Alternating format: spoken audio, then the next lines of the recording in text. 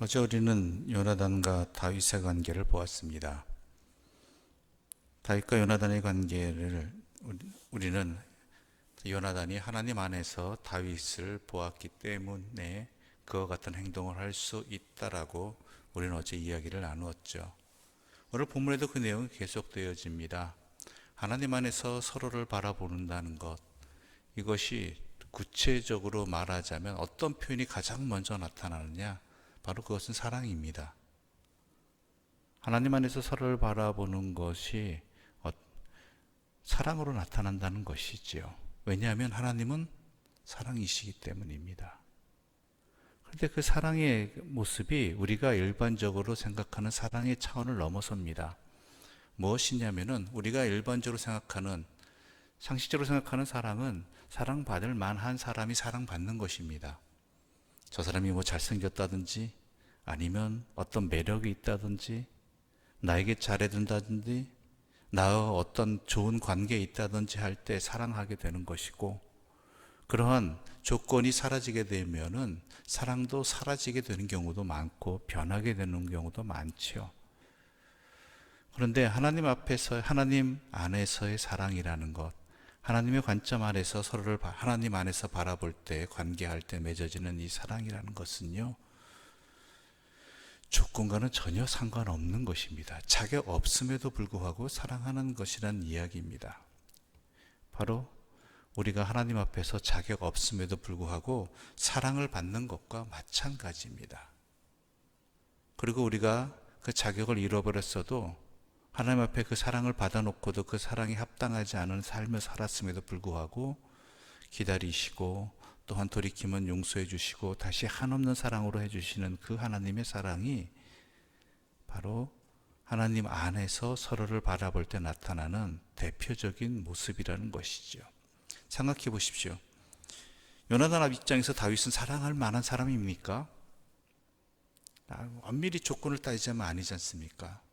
자신의 가문을 멸할 수 있는 사람, 자신이 올라갈 왕위를 빼앗을 수 있는 사람, 그리고 그로 인해서 아버지가 괴로워하는 사람, 또한 이 다윗과의 관계 때문에 자기의 자리가 위협받는 것뿐만 아니라 목숨을 아버지로부터 잃어버릴 수도 있는 상황, 이 모든 불합리한 조건들, 사랑하지 않을 수밖에 없는 조건들이 있음에도 불구하고 그 모든 것들을 이겨내는 사랑의 모습이 바로 다윗과 요나단의 모습이라는 것이죠. 우리가 하나님의 안에 있는 사람으로서 이러한 사랑을 우리는 기도해야 됩니다. 우리 힘으로는 안 되기 때문입니다. 그리고 우리가 또 기도해야 되는 것은 우리의 눈이 열려야 하기 때문입니다. 내가 그 이상의 사랑을 하나님으로부터 받았다라는 것, 그 누구보다도 하나님 앞에서 자격 없는 사람임에도 불구하고 하나님께서는 하나님 사랑으로 나에게 이미 베풀어 주셨고 주시고 계시고 주실 것이라는 이것을 안다라면 우리는 나와 관계된 이들에 대해서 아낌없는 사랑을 베풀 수, 조건에 상관없이 비록 나를 힘들게 하고 어려운 사람이라 할지라도 사랑할 수가 있는 것이지요. 이것은 하나님의 사랑이 눈뜨지 아니하는 한, 또한 하나님께서 능력을 주시지 않는 한 감당하기 힘든 사랑입니다. 인간은 어리석습니다. 만달란트의 은혜를 입어놓고도 그 만달란트 은혜를 입었다는 것을 잊어버리고 백데나리온 빚진 자 때문에, 그 상황 때문에 모든 것을 잃어버리고 분노하는 사람이 바로 연약한 인간입니다. 그 누구도 예외가 될 수 없지요. 사실 그렇지 않습니까? 잘해준 것 9이어도 잘못한 것 하나 때문에 틀어지는 게 인간입니다.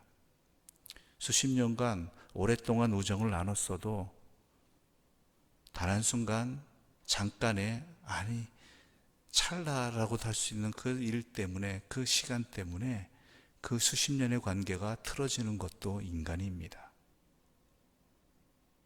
그러므로 우리는 항상 하나님께, 내가 하나님께로부터 받은 사랑을 기억하며 깨달으며 그 하나님의 사랑으로 사랑할 수 있게 달라고, 그 능력을 달라라고 기도해야 되는 것이지요. 요나단의 그 하나님 안에서의 서로를 바라보는 그 사랑은 아버지에게도 나타납니다. 오늘 본문을 읽으셨지만 요나단은 아버지에게 분명하게 이야기를 하지요. 왜요? 아버지를 사랑했기 때문에. 단순히 아버지로서 자식으로서의 관계가 넘어서서 하나님 안에서 이 모든 것들을 바라보고, 물론 아버지가 걱정하고 염려하고 두려워하는 것들이 있지만 무엇이 올바른 것인지를, 무엇이 참된 것인지를 아버지 앞에 고할 수 있는 그 용기는 하나님의 안에서 아버지를 바라보고 그리고 그 아버지를 사랑했기 때문이라는 것입니다. 오늘 본문의 미갈도 마찬가지지요.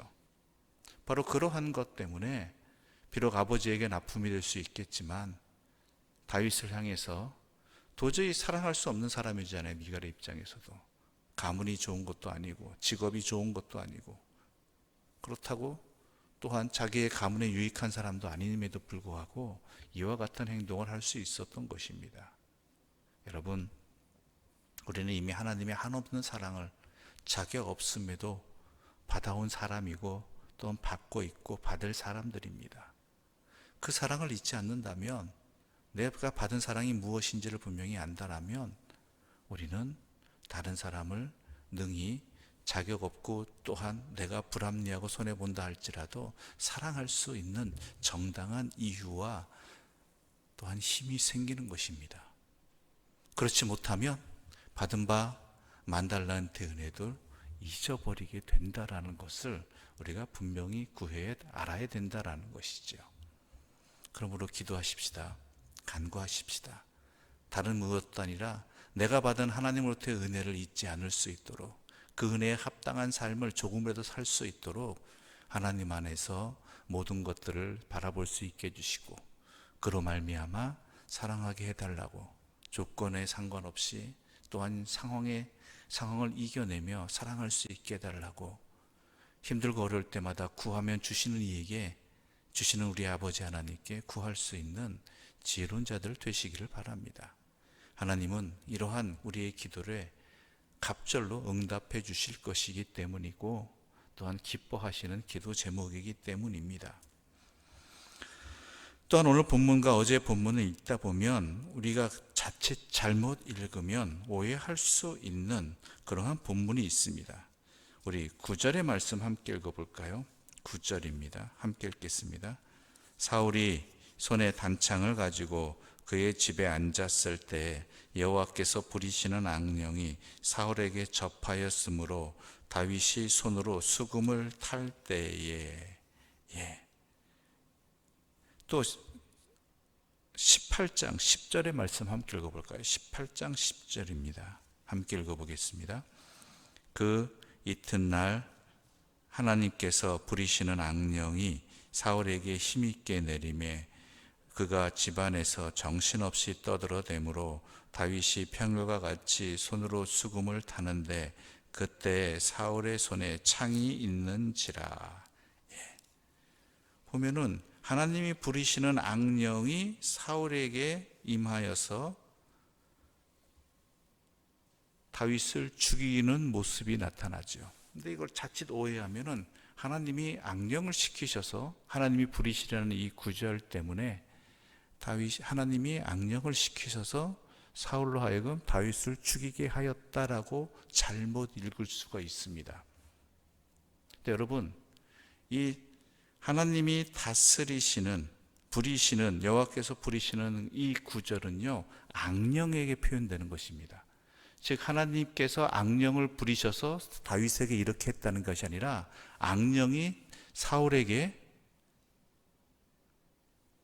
임했는데, 그 악령에 의해서 사울이 다윗을 죽이게 하였는데, 그 악령이 어떠한 존재냐?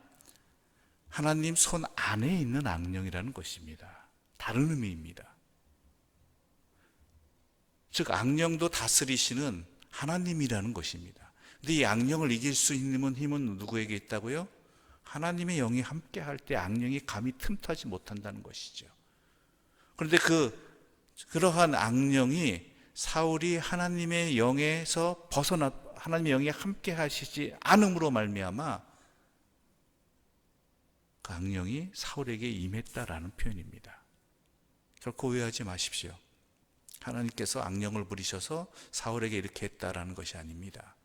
악령이 그렇게 사울에게 악한 행동을 하도록 하였는데, 이 악령이 하나님보다 능력이 있어서가 아니라, 하나님과 어떠한 다른 대척적인 존재가 아니라 하나님의 손 아래에 있는 악령임에도 불구하고 하나님의 영이 함께 하시지 않음으로 말미암아 그 악령이 사울을 주관하게 되었다, 그런 의미라는 것이죠. 우리도 마찬가지죠. 하나님의 영이 떠나면, 하나님과 함께 하시지 않으면 사탄이 특달같이 우리의 심령을, 우리의 모든 것들을 주관해 버립니다.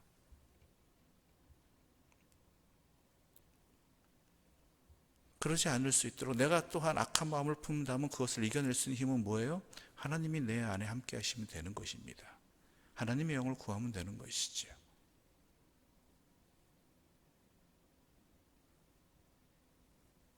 그러지 않을 때는 우리는 사울과 같은 악한 영에 사로잡혀서 말도 안 되는 엉뚱한 행동을 할 수밖에 없는 연약한 존재라는 것도 잊지 마시기 바랍니다. 혹시 오늘 본문을, 이 구절을 여러분이 오해하실까봐 어제도 이어지고 오늘도 이어지는 내용이어서 사족같이 추가해서 말씀을 드립니다. 아무튼간 오늘 우리 본문을 어제와 오늘 읽으면서 중요한 것은 무엇이겠습니까? 모든 관계를 하나님 안에서 바라보아야 된다. 또한 하나님 안에서 바라본다는 것은 대표적인 모습이 하나님의 사랑을 받은 자가 내가 어떠한 자인지를 알고 어떠한 사랑을 받은 줄 알고 그 사랑에 힘입어서 또한 상대방을 아무 조건 없이, 때로는 나에게 불합리한 조건이라 할지라도 사랑할 수 있게 된다라는 것. 100데나리온을 빚진 사람이 나에게는 어쩜 큰 돈을 빌린 사람 아닙니까? 그러나 내가 받은 은혜가 이미 더 크기 때문에, 사랑이 더 크기 때문에 그것에 힘입어서 사랑할 수 있고 용서할 수 있고 또한 함께 할 수 있는 것입니다. 그러한 눈이 떠지기를 바라고 그 사랑의 힘이 우리의 삶을 주관하기를 간절히 소망합니다. 기도드리겠습니다. 하나님 아버지, 감사합니다. 오늘 우리에게 주시는 하나님의 말씀을 통해서 우리가 어떠한 사랑을 받았는지를, 또 우리가 삶을 살아가면서 그 사랑을 받았다라는 것, 그 사랑의 힘으로 살아야 된다는 것이 무엇인지를 또한 깨닫게 해주시니 감사합니다. 우리는 사랑하고 싶은데 상황과 여건들이나 또한 상대방의 조건들이 우리로 하여금 사랑하지 못하게 하고, 때로는 주었던 사랑도 다시 후회할 만큼 분노하게도 만듭니다. 그런데 내가 이미 하나님 앞에 그러한 존재였고, 하나님께 그러한 불순종을 행하였고, 더욱더 악한 응답을 하였던 존재였지만 하나님께서 더 큰 사랑으로 기다려 주시고 용서해 주시고 또한 큰 사랑으로 회복시켜 주신 존재라는 것, 그 은혜를 받은 사람이라는 것을 분명히 알게 하여 주시어서 그 사랑의 힘으로 또한 이웃을, 내 원수를, 또한 세상을 사랑할 수 있는 힘을 얻게 해주시고 능력이 있게 하여 주시옵소서. 예수님의 이름으로 기도드립니다. 아멘. 하늘에 계신 우리 아버지, 아버지의 이름을 거룩하게 하시며 아버지의 나라가 오게 하시며 아버지의 뜻이 하늘에서와 같이 땅에서도 이루어지게 하소서. 오늘 우리에게 일용할 양식을 주시고 우리가 우리에게 잘못한 사람을 용서하여 준 것 같이 우리 죄를 용서하여 주시고 우리를 시험에 빠지지 않게 하시고 악에서 구하소서. 나라와 권능과 영광이 영원히 아버지의 것입니다. 아멘.